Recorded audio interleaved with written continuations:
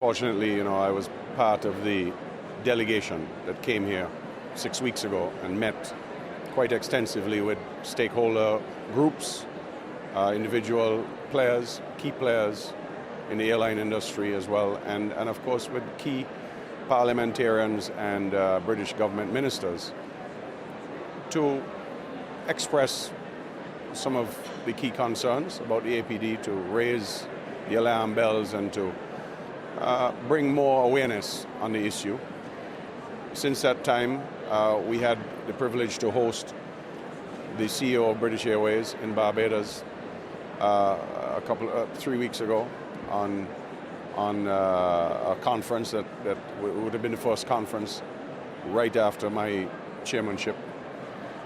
And everywhere we've gone, everything we've done has pointed to the fact that this tax is a significant threat to the viability of the industry. It's hurting the Caribbean already. We're seeing results that suggest that both the most recent increase is already impacting bookings and the previous increase, because there have been, in effect, 400% increase in the last 10 years. And it's hurting.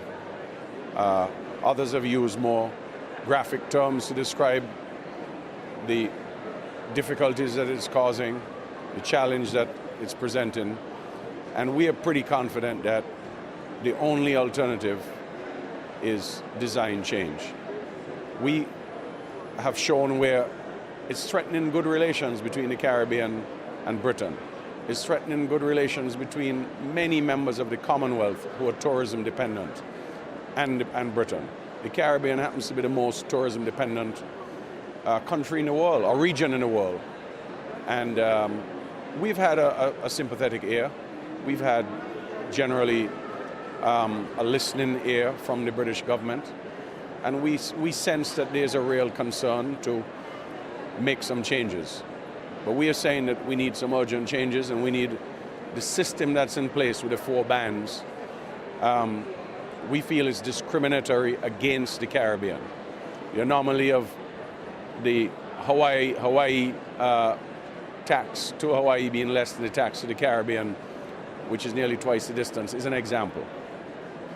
So we are calling, in effect, for design change, and we hope that the report that we've just submitted to the British government will be looked at with all seriousness, and that we can have some further follow-up on that presentation, which we're just making here at World Travel Market, actually, to the British government.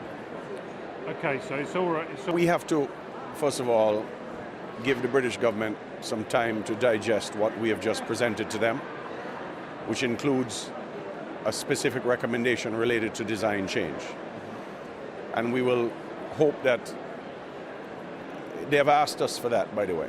When we were here, we promised that we would present more crystallization of our thinking and of our research and make specific recommendations. And we have now done that. So we want to wait and see for a little while what happens there. But in the meantime, many other countries of the Commonwealth and of the world of travel and tourism are beginning to make their cases as well. So the pressure is mounting a little bit. And at the same time, our diaspora, our people of Caribbean origin, who are citizens in Britain, who have no choice but to fly to the Caribbean. There's no alternative, there's no rail alternative, there's no sea alternative, no ferry alternative. They are hurting, and they are voters, and they are speaking to their parliamentary representatives and saying, we're not happy about this, can you do something about it? And I think you'll find that pressure will continue.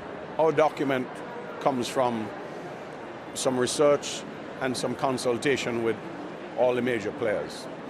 We've hired a firm here in the UK that has pulled it all together for us.